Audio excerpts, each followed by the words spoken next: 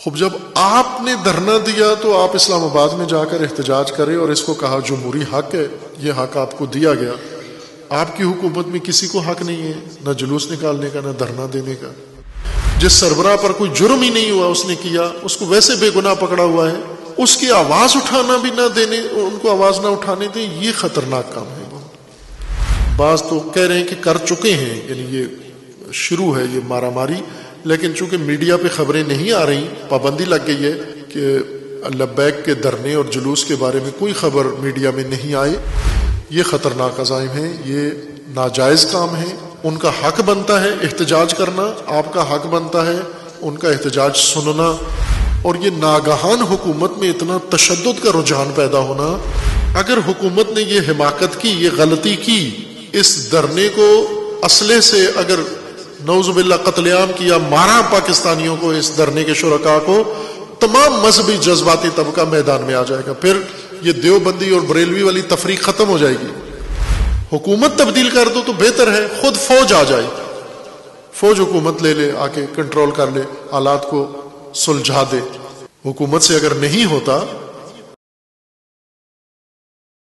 اب آتے ہیں، وقت بچا نہیں ہے، بچانا چاہ رہا تھا میں اس موضوع کی طرف جو اس وقت پاکستان کو اپنی گرفت میں لیے ہوئے ہے اور کچھ بھی ناگواری بڑھ سکتی ہے اور کچھ بھی ہو سکتا ہے. وہ ہے تحریک لبیک. خادم حسین رضوی صاحب کی بنائی ہوئی تحریک لبیک کا دھرنا احتجاج جو انہوں نے کئی دن سے، اب دوسرا ہفتہ ہے جا رہا ہے ان کا دھرنا. انہوں نے لانگ مارچ شروع کیا تھا لاہور سے. ماجرا تو آپ کے ذہن میں ہے نا، فرانس کے اندر جب توہین رسالت کی گئی تھی تو انہوں نے ساری دنیا نے عکس العمل دکھایا، لیکن انہوں نے شدید عکس العمل دکھایا اور فرانس کے سفیر کو پاکستان سے نکالنے کے لیے فیض آباد میں دھرنا دیا. اس وقت رضوی صاحب زندہ تھے، انہی کی سرپرستی میں یہ دھرنا ہوا اور انہوں نے پھر معاہدہ کیا. حکومت نے، موجودہ حکومت نے، عمران خان صاحب کی حکومت نے، ان کے وفاقی وزیروں نے معاہدہ کیا کہ آپ دھرنا ختم کریں، ہم فرانس کے سفیر کو نکال دیں گے ملک سے اور چند اور کیس ختم کر دیں گے اور اس طرح کے. اور اس دھرنے کے بعد پھر وہ جو بانی تھے تحریک کے وہ فوت ہو گئے. ان کے فرزند سعد رضوی بنے سربراہ، جو جوان تھے لیکن اپنے والد کا ہی سٹائل انہوں نے اپنایا. اور کچھ عرصے کے بعد انہوں نے یہ معاہدہ حکومت کو یاد دلانا شروع کیا، اور حکومت تو چونکہ بھول چکی تھی وہ معاہدہ، انہوں نے یاد دلانا شروع کیا. تو انہوں نے ان کو ایک دن پکڑ لیا بغیر کسی جرم کے، بغیر کسی ایسے مسئلے کے، یعنی نہ انہوں نے کوئی احتجاج کیا، نہ ریلی نکالی، نہ قانون توڑا. کسی پروگرام میں یا جنازے میں گئے ہوئے تھے، واپس گھر آ رہے تھے، راستے میں پکڑ لیا ان کو اور ان پہ کیس نہیں چلایا، عدالتی کیس نہیں ہے، ویسے نظر بند کیا ہوا ہے بغیر مقدمہ چلائے. اور اب کئی مہینے ہو گئے ہیں ان کو نظر بند کیا ہوا ہے. اب پھر ان کی جماعت نے آواز اٹھائی ہے کہ آپ ان کو بھی آزاد کریں، باقی اسیروں کو آزاد کریں، اور فرانس کے سفیر کے متعلق جو آپ نے معاہدہ کیا تھا وہ پورا کریں، اسے نکالیں ملک سے. اس نے توہین کی ہے اس کے ملک کے صدر نے، لہٰذا آپ اس کو نکالیں. حکومت پہلے تو معاہدہ کر کے ان کو کہتی رہی کہ ہم پارلیمنٹ میں لے جائیں گے، پارلیمنٹ سے منظوری لے کے سفیر کو نکال دیں گے، جیسے وہ ان کو ٹھگاتے رہے، ورغلاتے رہے، بہلاتے رہے. لیکن یہ سیریس ہو گئے. اب انہوں نے پھر جلوس نکالا لانگ مارچ اسلام آباد کی طرف کہ معاہدے پر عمل کریں. اب حکومت ڈٹ گئی ہے کہ یہ نہیں ہو سکتا. سعد رضوی کو بھی سپریم کورٹ نے حکم دیا آزاد کرو، ہائی کورٹ نے حکم دیا آزاد کرو. کیوں بے گناہ بندہ پکڑ کے رکھا ہوا ہے؟ یا تو اس پہ کیس چلاؤ یا اس کو چھوڑو. تو انہوں نے، حکومت نے پھر کچھ جواز پیش کر کے عدالت سے بھی اجازت لے لی اور مزید دنوں کے لیے انہیں نظر بند رکھا. ان کی جماعت ابھی لانگ مارچ کے لیے لاہور سے انہوں نے شروع کیا، اور مرید کے میں گجرانوالہ سے پہلے ایک شہر آتا ہے، وہاں پر ان کے لیے خندقیں کھودیں اور روکا انہیں. پھر ایک ہفتہ وہاں رکنے کے بعد اب وہ گجرانوالہ پہنچ گئے ہیں اور ہر روز تصادم پولیس کے ساتھ. حکومت انکار کر دیا ہے معاہدہ ماننے سے. وزیر داخلہ نے باقاعدہ، وزیر اعظم نے، کابینہ نے، وزیر اطلاعات نے، سب نے کہہ دیا کوئی معاہدہ نہیں ہے، بلکہ ایک کالعدم تنظیم ہے. چونکہ پچھلے دھرنے میں انہوں نے جب پولیس کے ساتھ ان کا جھگڑا ہوا تھا اور پولیس والے مرے تھے ان کے ہاتھوں کثرت سے، وہیں پر انہیں کالعدم قرار دیا تھا. لیکن کالعدم کا پورا پروسیس نہیں ہوا. حکومت نے، وزارت داخلہ نے کالعدم کے لیے جو بل بنایا جاتا ہے وہ بنایا ہے، اس کو منظور نہیں کروایا. نہ پارلیمنٹ سے منظور کروایا ہے، نہ کورٹ سے منظور کروایا ہے. قانون یہ ہے کہ جس جماعت کو آپ کالعدم قرار دیتے ہیں غیر قانونی، حکومت اس کا مسودہ بنا کر، لائحہ بنا کر عدالت میں پیش کرے گی، یا عدالت عالیہ میں یا عدالت عظمیٰ میں، اور وہ اس کو تصدیق کریں گے تو کالعدم شمار ہوتا ہے. یہ کام انہوں نے تحریک لبیک کے بارے میں ابھی تک نہیں کیا. یعنی قانوناً کالعدم نہیں ہے، حکومت کی زبان سے کالعدم ہے، حکومت کے بیانات میں کالعدم ہے. اور ان کو کالعدم جماعت قرار دے کر اب گجرانوالہ میں ان کا لانگ مارچ جاری ہے. اسلام آباد جانا چاہتے ہیں. پورا جی ٹی روڈ، جیلم کا پل توڑ کے کنٹینر کھڑے کر دیے گئے ہیں. گجرات میں کنٹینر کھڑے کر دیے گئے ہیں، دینا میں کنٹینر کھڑے کر دیے ہیں. جگہ جگہ جی ٹی روڈ گہری خندقیں کھود کر کنٹینر کھڑے کر کے، اور اسلام آباد پورا سیل کر دیا، راولپنڈی بند کر دیا. ایک کالعدم جماعت کے دھرنے کے مقابلے میں حکومت کی یہ کیفیت بن گئی ہے. سارا جی ٹی روڈ خندقیں کھود کے ان کو روک رہے ہیں، کنٹینر کھڑے کر رہے ہیں اور پل اڑا رہے ہیں اور دیواریں توڑ رہے ہیں. اور اسلام آباد کو بھی خندقیں کھود کے بند کر رہے ہیں. اس طرح سے ساتھ کہہ بھی رہے ہیں کہ اگر یہ آئیں گے تو دہشت گرد سمجھ کر اور ان کو عسکریت پسند جماعت کا درجہ دے کر انہیں ہم سرکوب کریں گے. یہ عزائم حکومت ظاہر کر رہی ہے. اب اس وقت ملک کے اندر ایک بہت ہی سنسنی پھیلی ہوئی ہے اس حوالے سے. وہ پیچھے ہٹنے کے لیے تیار نہیں ہیں تحریک لبیک والے. انہوں نے کہا کہ آپ نے معاہدہ کیا ہے، معاہدے پر عمل کریں. حکومت یہ کہہ رہی ہے، وزیر داخلہ، کہ یہ جن وزیروں نے معاہدہ کیا تھا یہ ان کا ذاتی معاملہ ہے، حکومت کا معاملہ نہیں ہے. وزیر اعظم نے بھی انکار کر دیا ہے. اصل مسئلہ یہ ہے، یہاں توجہ کی ضرورت ہے کہ اس وقت حکومت کمزور ترین، یہ حکومت بہت مضبوط حکومت تھی. ناکام حکومت اتنی مضبوط یہ دنیا میں کہیں مثال نہیں ملتی. 3 سال اتنی مضبوط حکومت تھی اقتدار کے لحاظ سے، اختیارات کے لحاظ سے، لیکن اقدامات کے لحاظ سے بالکل فیل، ہر کام میں فیل. اس وقت مہنگائی اپنے عروج پر پہنچ چکی ہے. یعنی نہیں کہ وہ آسمان پہ ہے، آسمان سے اوپر چلی گئی ہے مہنگائی. ڈالر کہاں جا پہنچا ہے، روپے کی قیمت گر گئی ہے، اشیاء کی قیمتیں بڑھ گئی ہیں، پٹرول کی قیمتیں بڑھ گئی ہیں. انہوں نے ایک دن میں پٹرول 15 روپے مہنگا کیا پر لیٹر، اور آئی ایم ایف نے ان کو کہا ہے کہ یہ تو پچھلے معاہدے میں شرط تھی، جتنا مہنگا کرنا تھا وہ آپ نے کیا ہے، اب جو اگلا قرضہ لینے آئے ہو وہ ابھی کرنا ہے تمہیں. لہٰذا کہہ رہے ہیں کہ 1 نومبر کو اور پٹرول مہنگا ہو جائے گا. اور یہ مہنگائی ان کے لیے درد سر ہے. اس میں حکومت کو ایک سہارا اپوزیشن نے دیا ہوا ہے کہ اپوزیشن جہاں پہلے حکومت کے خلاف تحریک چلاتے رہے، جتنی انہوں نے تحریک چلائی حکومت مضبوط ہوئی، اور اب مہنگائی کے خلاف اپوزیشن نے تحریک چلائی ہوئی ہے. اور تنہا امید حکومت کی یہی اپوزیشن ہے. یہ حکومت بچا سکتے ہیں یہ پیپلز پارٹی اور مسلم لیگ اور مولانا اور سارے مل کے، ورنہ اور کوئی حکومت کو بھی راستہ نظر نہیں آ رہا.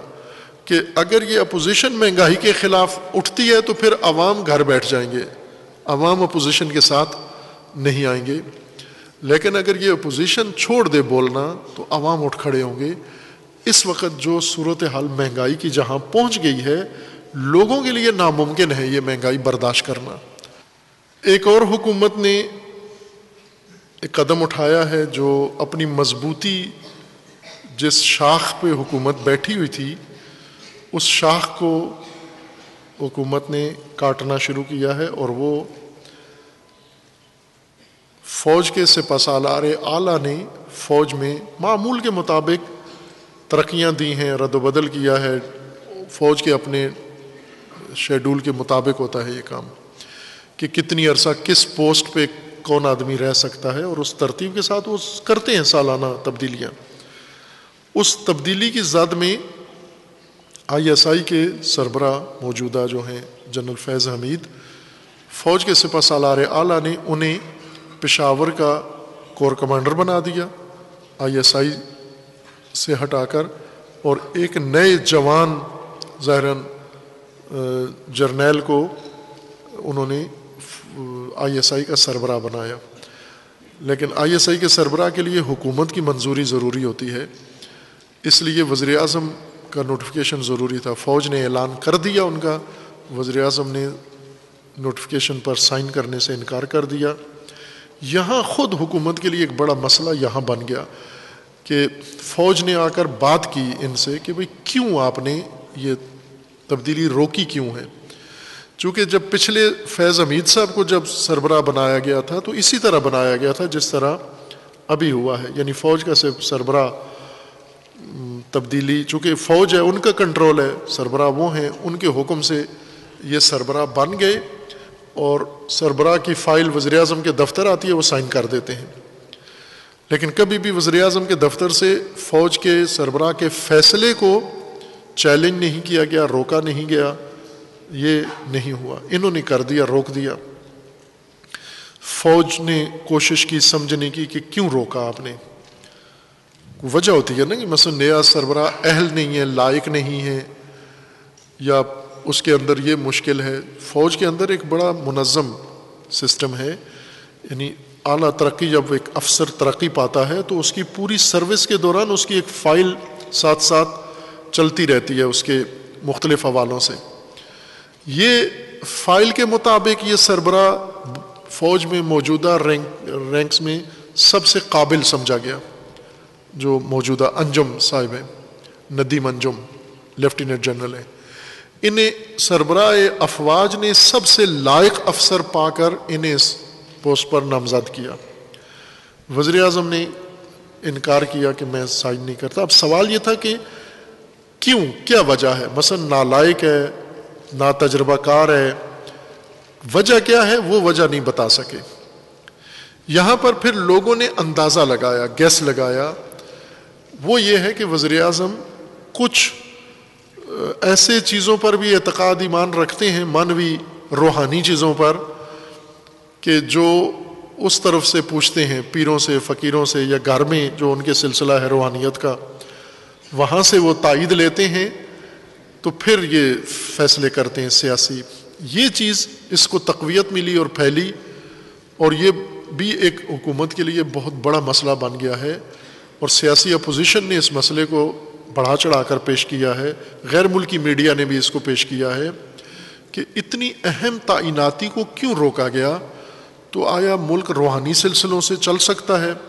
اس میں لوگوں نے تو کہا جنات سے، جادو ٹونا فلاں اس طرح سے ہوتا ہے۔ تو باہر کیف انہوں نے کر دیا سائن، ابھی 20 نومبر تک موجودہ سربراہ آئی ایس آئی کے رہیں گے، 20 نومبر کو نئے سربراہ عہدہ سنبھال لیں گے، فوراً ابھی بھی نہیں کیا۔ یہ ایک چیز باعث بنی ہے کہ حکومت اور تھوڑی مشکل کا شکار ہوئی ہے، مہنگائی کی وجہ سے ہوئی ہے۔ اسی طرح کچھ عالمی حالات باعث بنے ہیں، حکومت پریشانی کا ہوئی ہے۔ ایسے میں لبیک کا جو معاملہ شروع ہوا ہے، حکومت کے لہجے میں سختی کیوں آئی ہے؟ پہلے معاہدہ کیا، پہلی دفعہ جب فیض آباد میں خادم رضوی صاحب نے معاہدہ کیا تھا تو باقاعدہ یہی جو سربراہ ہیں ابھی آئی ایس آئی کے، انہوں نے ہی آ کر دھرنے والوں کو کرایہ دیا واپسی کا، اور انہی کی وساطت سے اٹھ کے گئے، دھرنا ختم ہوا، پہلا دھرنا۔ دوسرا دھرنا معاہدے پہ ہو گیا، دوسرے دھرنے میں معاہدہ ہو گیا کہ ہم فرانسیسی سفیر کو نکالیں گے۔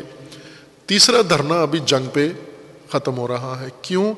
اس لیے کہ حکومت وہی جو روحانی سلسلے ہیں ظاہراً انہی کی وجہ سے کوئی اشارے ایسے ہیں کہ یہ جلوس اگر اسلام آباد پہنچ گیا، کوئی روحانی دنیا نے یہ ظاہراً تاثر دے دیا ہے کہ یہ جلوس لبیک والا اگر اسلام آباد پہنچ گیا حکومت ختم ہو جائے گی۔ اب آپ توجہ کریں گے، یہ P T I Pakistan Tehreek Insaf نے پاکستان کی تاریخ کا طولانی ترین دھرنا اسلام آباد کے اندر دیا، کئی مہینوں کا دھرنا، اور اس حکومت نے ان کو برداشت کیا۔ ان کے ساتھ عوامی تحریک والوں نے، منہاج القرآن والی تحریک، انہوں نے دھرنا دیا، کئی مہینوں تک جاری رہا۔ خب جب آپ نے دھرنا دیا تو آپ اسلام آباد میں جا کر احتجاج کرے اور اس کو کہا جمہوری حق ہے، یہ حق آپ کو دیا گیا۔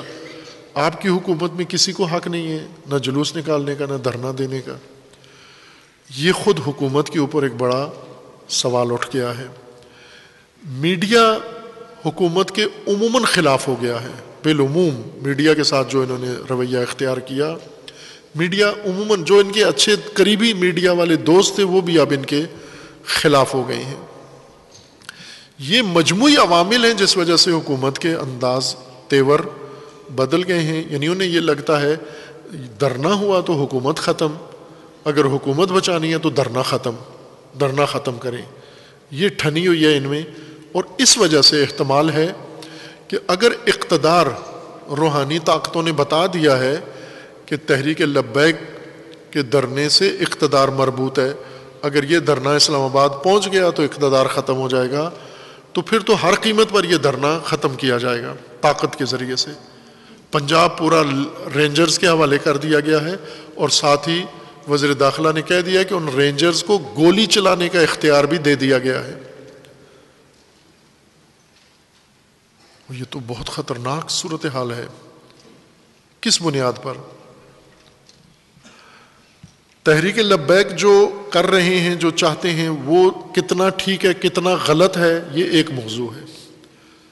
میرے خیال میں کوئی پاکستانی بھی تحریک لبیک کو حق بجانب نہیں سمجھتا ان کاموں میں، کہ آپ دھرنے دیں، آپ جلوس کریں، آپ لوگوں کو تکلیف دیں، یہ سارے مسائل ہیں ان کے، یا سیاست اس طرح سے تشدد کے ذریعے سے سیاست کریں، اس کا کوئی پاکستانی حامی نہیں ہوگا ان کے اس کام کا۔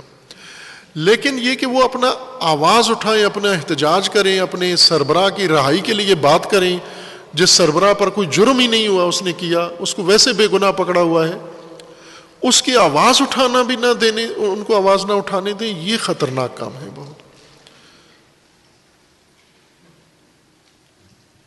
اور یہ تشدد جس کے تیور بتا رہے ہیں کہ ہم یہ کریں گے، بعض تو کہہ رہے ہیں کہ کر چکے ہیں، یعنی یہ شروع ہے یہ مارا ماری، لیکن چونکہ میڈیا پہ خبریں نہیں آ رہی، پابندی لگ گئی ہے کہ لبیک کے دھرنے اور جلوس کے بارے میں کوئی خبر میڈیا میں نہیں آ رہی، غیر مصدقہ خبروں میں ہے کہ کچھ نقصان جانی ہو رہا ہے دونوں طرف سے، لیکن جو رسماً بیان وزیر داخلہ کا آ چکا ہے، وزیر اطلاعات کا، کہ یہ عسکری جماعت ہے، عسکریت پسند ہے، یعنی دہشت گرد ہے، اور ہم رینجرز اور فوج کے ذریعے سے اس کو روکیں گے، یہ خطرناک عزائم ہیں، یہ ناجائز کام ہے۔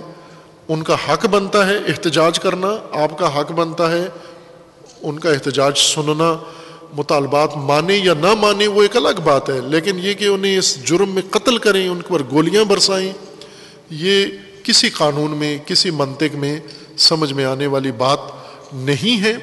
اور یہ ناگہان حکومت میں اتنا تشدد کا رجحان پیدا ہونا، اس کو بھی بعض لوگ یہی کہتے ہیں کہ روحانی طاقتوں نے ان کو یہ خبردار کیا ہے اس دھرنے کو روک لو، جہلم کے پل سے آگے اگر یہ دھرنا گزر گیا تو پھر آپ حکومت نہیں بچا سکتے۔ خوب مذہبی سیاست، مذہبی طبقات کو سیاسی ہتھیار بنانا، یہ اس کا نتیجہ ہے۔ مذہبی دنیا جذباتی دنیا ہے، پاکستان کے اندر مذہبی دنیا پوری دنیا سے الگ تھلگ ہے۔ میں پہلے بھی یہ مثال بھی دی تھی کہ شیخ الرئیس ابن سینا، ان کے بارے میں کہا جاتا ہے کہ وہ گائے سے ڈرتے تھے، بہت گائے سے ڈرتے تھے، اور باقی لوگ جانوروں سے ڈرتے ہیں، کوئی بھیڑیے سے ڈرتا ہے، کوئی ریچھ سے ڈرتا ہے، کوئی شیر سے ڈرتا ہے، ابن سینا گائے سے ڈرتے تھے۔ تو انہیں کسی نے سمجھایا کہ آپ تو دانا ہیں، حکیم ہیں، فیلسوف ہیں، گائے تو درندہ نہیں ہے، نہ کاٹتی ہے نہ پھاڑتی ہے، کچھ بھی نہیں کرتی، آپ گائے سے کیوں ڈرتے ہیں؟ تو یہ فرماتے تھے اس لیے ڈرتا ہوں کہ اس کے سینگ ہیں، عقل نہیں ہے اس کے اندر، اور جس کے پاس سینگ ہو عقل نہ ہو وہ خطرناک کسی وقت بھی ہو سکتی ہے۔ مذہبی طبقہ پاکستان میں اس کے سینگ ہیں۔ سینگ کیا ہے؟ جذبات۔ ہر فرقہ جذباتی ہے۔ دیوبندی جذبات کے عروج پہ پہنچے ہوئے ہیں، بریلوی ابھی جذبات میں آ گئے ہیں، شیعہ پہلے سے جذباتی ہیں، اہل حدیث جذباتی ہیں۔ پاکستان ہے ہی جذبات کی بنیاد پر ہے، جذبات کے کھیت میں یہ سب کچھ اگا ہوا ہے، اور جذباتی دنیا کو آپ سیاسی مقاصد کے لیے ان کے جذبات کو استعمال کرو گے، ایک دن یہ جذبات تمہارے گلے پڑیں گے۔ جب آپ کو ضرورت ہو مخالفین کے خلاف آپ ان کو استعمال کر لو تو یہ پھر بیٹھتے تو نہیں ہیں۔ جذباتی طبقے کو ایک دفعہ موقع دے دو، مثلا کوئی مذہبی طبقہ اگر ایک دفعہ سڑک پہ نکلتا ہے اور اس کی بات مان لی جاتی ہے تو وہ ہتھیار سارے مذہبی گروپوں کو مل جاتا ہے کہ اس حکومت سے بات منوانے کا یہی طریقہ ہے۔ ایک دفعہ اگر آپ نے یہ مثال قائم کر دی پھر سارے جذباتی اسی طرح سے آپ سے مطالبات منوائیں گے، اور یہ غلطیاں آپ پہلے کر چکے ہیں۔ مذہبی دنیا کو سیاست میں، اس رائج سیاست میں، مذہبی سیاست، مذہبی طبقات مذہبی سیاست نہیں کرتے، یہی رائج سیاست، انتخابی سیاست اور شیطانی سیاست ہی مذہبی لوگ بھی کر رہے ہیں اور کرنا چاہتے ہیں۔ اس شیطانی سیاست میں مذہب کا استعمال، شیطانی سیاست میں مذہبی دنیا کا استعمال، جذباتی دنیا کا، یہ ملک اور ریاست و مملکت کے لیے سب سے بڑی تباہی ہے۔ آپ نہیں بچا سکتے یہ۔ اگر حکومت نے یہ حماقت کی، یہ غلطی کی، اس دھرنے کو اسلحے سے اگر نعوذ باللہ قتل عام کیا، مارا پاکستانیوں کو، اس دھرنے کے شرکاء کو، تمام مذہبی جذباتی طبقہ میدان میں آ جائے گا، پھر یہ دیوبندی اور بریلوی والی تفریق ختم ہو جائے گی، پھر سب آپ کے جان کے پیچھے پڑ جائیں گے، اور اس وقت نقصان حکومت کا نہیں ریاست کا ہوگا۔ بھلے ریاست دیکھ لے کہ اس وقت ریاست بچانی ہے یا حکومت بچانی ہے۔ اگر یہ حکومت ہی نہیں، اگر آپ کو لگ رہی کہ اس سے نہیں سنبھلتے تو حکومت بدل دو، بجائے عوام کو قتل عام کرنے کے حکومت تبدیل کر دو تو بہتر ہے۔ خود فوج آ جائے، فوج حکومت لے لے، آ کے کنٹرول کر لے، حالات کو سلجھا دے۔ حکومت سے اگر نہیں ہوتا، لیکن یہ جو تیور بن رہے ہیں کہ گولیاں برسائیں گے، رینجرز آ جائیں گے، حملے کر دیں گے، لاشیں گرا دیں گے، زندہ واپس نہیں لوٹیں گے، یہ ناقابل قبول ہے کسی کے لیے بھی، کسی بھی شہری کے لیے، پاکستانی کے لیے، خیر مسلم بھی ہوتا اس کے لیے بھی یہ ناقابل قبول ہے، یہ انداز جو اپنایا جا رہا ہے۔ بہرکیف اس معاملے میں فوراً مقتدر اداروں کو بیچ میں آ کر جلدی کوئی فیصلہ کرنا چاہیے۔ جو اقتدار بچانا چاہتے ہیں وہ اندھے ہو جاتے ہیں، اقتدار بچانے کے لیے ان کی جانوں کی کوئی قیمت نہیں رہتی، وہ مچھر مکھی کی طرح کاٹتے ہیں، مارتے ہیں لوگوں کو۔ یہ کام نہ ہونے دیں۔ اس مذہبی جذباتی طبقے کو کنٹرول کرنے کے لیے بھی کوشش کریں کہ یہ بھی مذہب سے فائدہ اٹھا کے اپنی حد سے باہر نہ جائے، اور حکومت کو بھی اپنا اقتدار بچانے کے لیے عوام کے قتل عام کی اجازت نہیں ہونی چاہیے۔ اگر یہ جنگ شروع ہو گئی پاکستان میں پھر تباہی ہے، پھر کوئی بھی نہیں بچا سکتا۔ ہماری دعا ہے اللہ تعالیٰ اس بحران میں بھی پاکستان کو محفوظ رکھے انشاءاللہ، اور دونوں طرف حکومت یا دھرنا دینے والے ان کے اندر اللہ تعالیٰ جلدی ہی کوئی رائے حل کی سبیل پیدا کرے انشاءاللہ، اور جو باقی افراد ہیں مختلف مذہبی اور غیر مذہبی سیاسی، وہ بیچ میں پڑیں، وساطت کریں اور اس بحران کا کوئی مناسب راہ حل نکالیں۔ اور یہ جو کچھ لگ رہا ہے یا بیانات آ رہے ہیں، اس تباہی سے ہماری دعا ہے کہ اللہ تعالیٰ عوام کو بچائے، مسلمانوں کو بچائے، امت کو بچائے، اور خداوند مملکت کو اور پاکستان کو بچائے انشاءاللہ۔ وصلی اللہ علی محمد وآلہ الطیبین الطاہرین۔